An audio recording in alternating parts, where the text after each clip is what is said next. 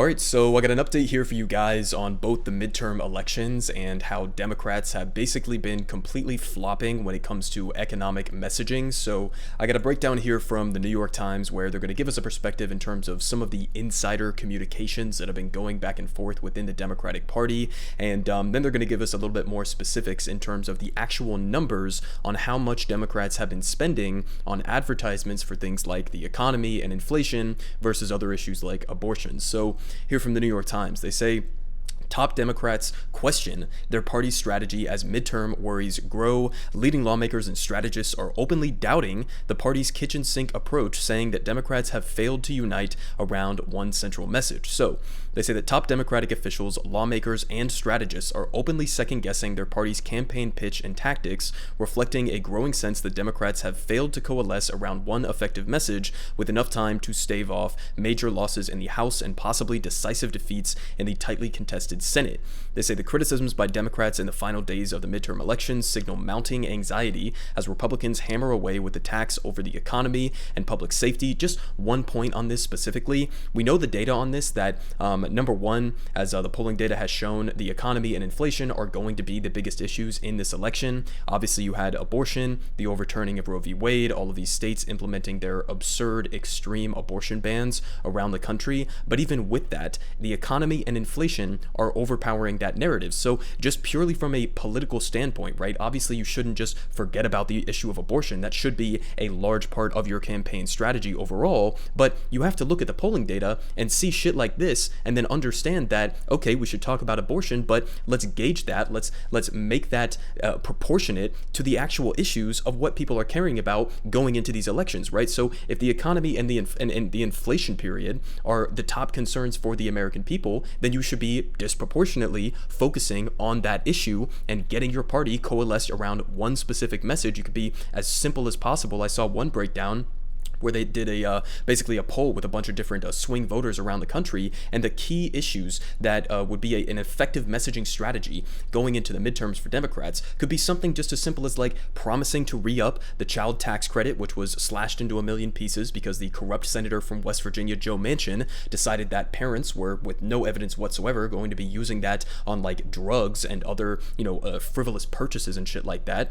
Promise them to revitalize the child tax credit, and then also say you're going to tax the rich. And it's like something as simple as that, making it clear, running incessant ads on that repeatedly for the months leading up to this midterm could have made a massive difference. But instead of doing that, as you're going to see in the data that we're about to get to here, they basically have just been putting all of their eggs in the abortion basket in like January 6th while completely glossing over the economic issues, which has just made that much worse and more embarrassing for them, because the fact that Republicans are currently leading on economic issues among the American people, I mean, that's a fucking joke. What is the current Republican strategy for fixing the economy or addressing inflation? Is it to go after, all of these different corporations who have been artificially raising their prices and price gouging the American people, to do a windfall profits tax, to, materially benefit the lives of average working class Americans by passing various policies, some of the stuff that was, for example, in Build Back Better? Do they want to do any of that or really anything meaningful to actually lower inflation and to address the economic concerns of the American people? No, their entire fucking policy to address inflation is the same goddamn trickle-down economics that they have been running with since the Reagan administration, okay? They want to slash taxes on corporations and billionaires, and they want to gut programs like Social Security, Medicare, and Medicaid, okay? That's their economic policy, and somehow you are losing to them on that. I mean, that is a complete fucking embarrassment. This is a perfect example in terms of how terrible the Democratic establishment is when it comes to just basic politicking, okay? So they continue here saying that, where were we? Right here. They say, for weeks, Democrats have offered a scattershot case of their own, accusing their opponents of wanting to gut abortion rights. That's true, but again, you have to peg that to how much of a concern or where the ranking is in terms of what the top issues are in the minds of the American people. They say, accusing their opponents of wanting to gut abortion rights, shred the social safety net, and shake the foundations of American democracy. Now, you're going to see as we get more into the data here that basically shaking the foundations of American democracy and abortion rights are heavily being outweighed in terms of what Democrats have been running on relative to pointing out that Republicans are trying to shred the social safety net. And they say, yet as the country continues with high gas prices, record inflation, and economic uncertainty, some Democrats now acknowledge that their kitchen sink approach may be lacking. No shit. They say even among the kibitzing chorus, there's little agreement over exactly what could cost the party control of Congress. In areas where victory depends on high black voter turnout, Democrats worry that they are not mobilizing that constituency. Others say that there's been too much focus on abortion and too little attention to worries about crime or the cost of living. And across the country, Democrats point to an inadequate economic message and an inability to effectively herald their legislative accomplishments. And this goes back to this op-ed that was written in The Guardian by Senator Bernie Sanders like a month ago at this point, and this wasn't even the first time that he had brought this up as a concern. We've known for a long time that economic issues, inflation, were going to be at least one of the top issues going into the midterms. Now we know, and we've known this for over a month now, that it is by far the single top issue among the American people. And we have op-eds like this written by Bernie Sanders, and what did Democrats do? They just doubled down on their same exact strategy, right? They're not putting together a coherent economic message to demonstrate that if you give us, control over the House of Representatives, you give us a couple more senators in the Senate, we are going to do X, Y, and Z to address inflation and to fix the economic concerns that Americans are worrying about right now. They just haven't done that. They didn't listen to Bernie Sanders and Ro Khanna and even people like Elizabeth Warren, who've been pointing out this problem for weeks now. I mean, weeks going into the midterm elections. But now we get to a little bit more of the specifics on this in terms of how much money they have been spending on each of these various issues. Okay, this is where it gets absolutely insane. They say Democrats have spent nearly $320 million on ads focused on abortion rights, more than 10 times as much as the $31 million that they have spent on spots about inflation. According to data from Ad Impact, a media tracking firm, they have spent nearly $140 million on crime ads. Okay, so they are spending 10 times more on abortion ads than on inflation, okay? And even like, almost like 5 times more than that, at least, on crime ads than on inflation ads, just completely glossing over the main fucking issue going into these elections. I mean, this is completely ridiculous, I mean, you have all of these establishment figures, Nancy Pelosi, Joe Biden, Chuck Schumer, the head of the DCCC and all of that. They just don't understand that this is what the American people are caring about right now, okay? Again, this doesn't mean you don't talk about, other issues like crime or whatever, or abortion rights. Of course you still talk about that, but you have to make it proportionate to how much people are caring about various issues. And this is only going to be exacerbated by the recent news that we just got that the Federal Reserve is once again raising those inflation rates and is potentially going to be putting millions of people out of work in the next couple of weeks and months, okay? So right now we're in an economic situation where everything is trending in the wrong direction from the perspective of average working class Americans, and Democrats are just barely even talking about it at all. Now, we've had some, examples of like people like Barack Obama, who recently went and was doing a couple of, campaign stops and trying to advocate for Democratic candidates across the country. And he was definitely significantly better than the current, stock that we have in the leadership of the Democratic Party. But this is just an example in terms of like how Democrats could have brought this type of energy to their debates and to their, various speeches and to their campaign strategies. So let's just go ahead and watch Obama, because listen, obviously I'm no fan of Obama by any stretch of the imagination on policy, but when it comes to rhetoric and when it comes to economic messaging, this guy is outclassing the entire rest of the Democratic Party, except for maybe Bernie Sanders, by miles. Okay, so let's go ahead and watch this recent clip. Some of your parents are on Social Security. Some of your grandparents are on Social Security. You know why they have Social Security? Because they worked for it. They worked hard jobs for it. They have chapped hands for it. They had long hours and sore backs and bad knees to get that Social Security.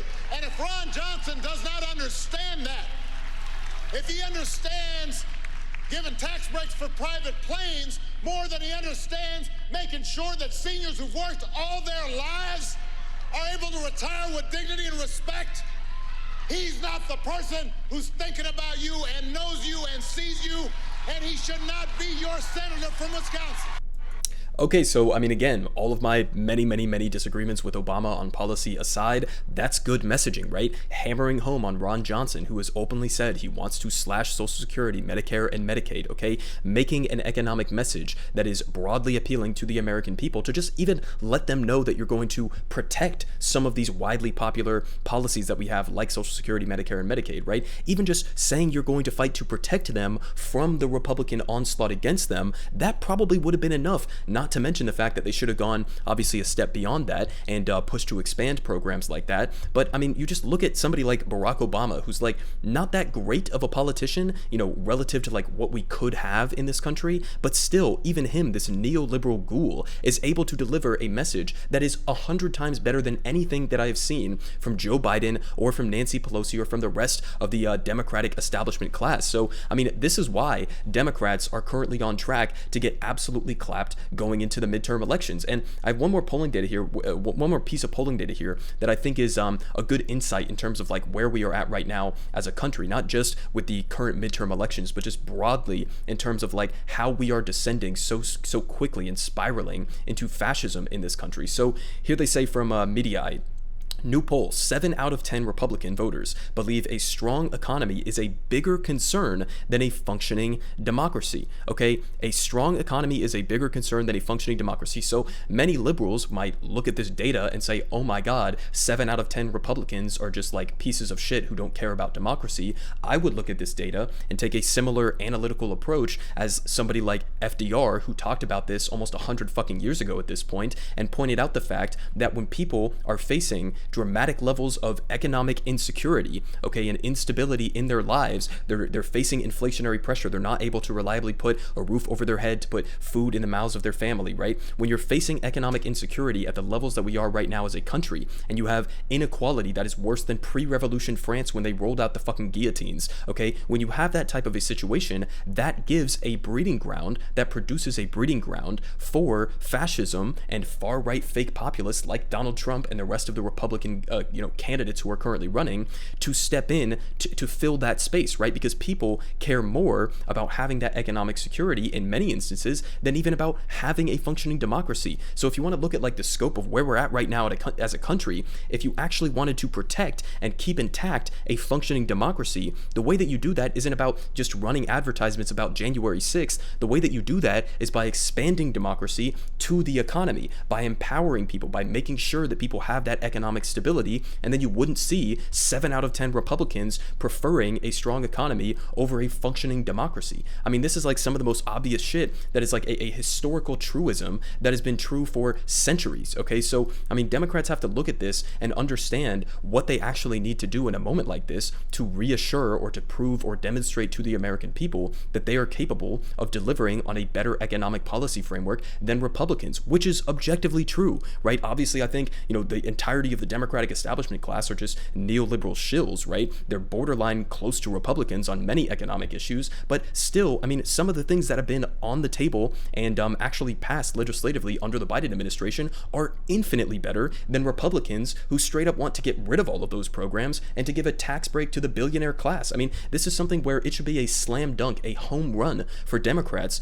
to be leading on this issue, and they're just getting absolutely clapped. And we have another one here about what Joe Biden is basically doing his final selling pitch on tonight. He's going to be going and giving a massive speech. So they say here, Matt Visser says that President Biden tonight at 7 p.m. from Union Station will deliver remarks on, quote, preserving and protecting our democracy. The speech, according to the DNC advisory, will address the threat of election deniers and those who seek to undermine faith in voting and democracy. Bro, you should be talking about the economy. You should be talking about the child tax credit. You should be talking about a $15 minimum wage. You should be talking about expanding union rights and passing the PRO Act and expanding healthcare. That's what people give a shit about. People do not give a shit as much, not nearly as much, about January 6th. Okay, I'm sorry. I understand it's a ridiculous situation that we're facing right now as a country where we have like half the Republican candidates on the ballots across this nation are straight up election deniers, but clearly this message is not working. If it was enough to just finger wag and say, don't vote for these people because they're crazy and because they don't really believe in democracy, well, clearly we know the fucking data on this. A lot of people would prefer that economic message, even though Republicans don't really have a coherent one. They're basically just using the space that Democrats have allowed for them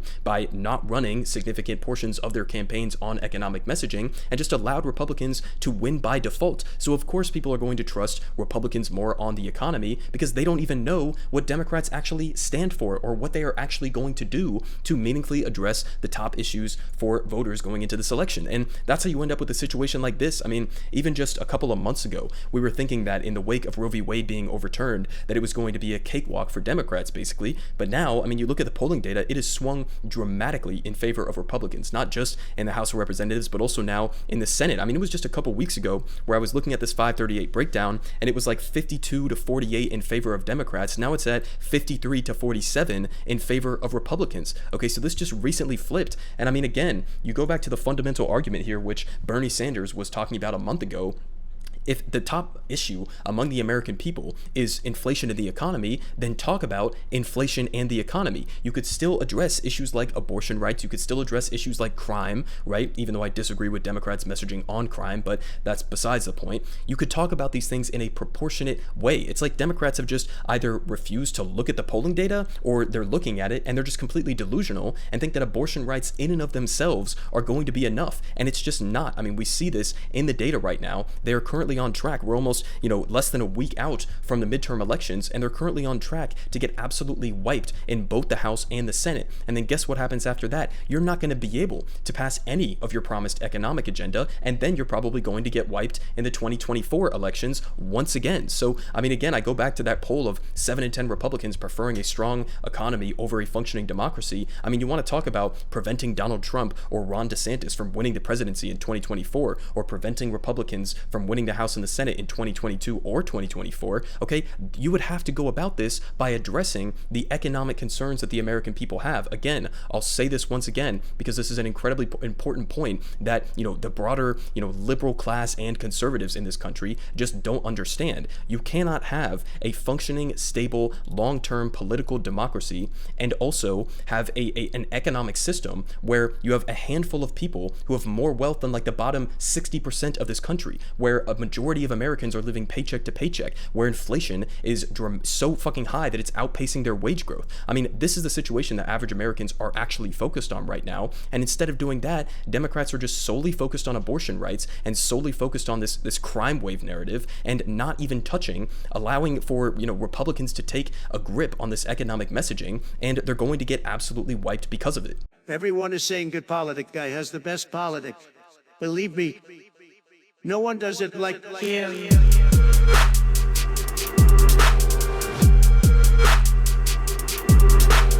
Believe me,